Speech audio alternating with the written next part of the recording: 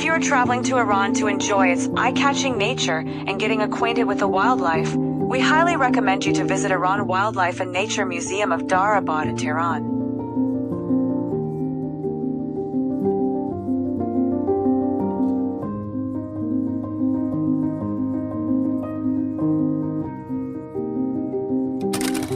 This museum is located in one of the palaces which was built during the Pahlavi kingdom to be used by the guests, but has never been.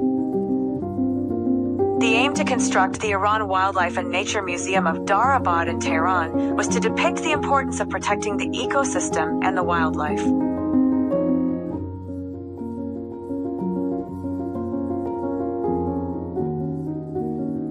As you enter the museum, you will be amazed by a sculpture of an herbivorous dinosaur dating back to the Jurassic-era.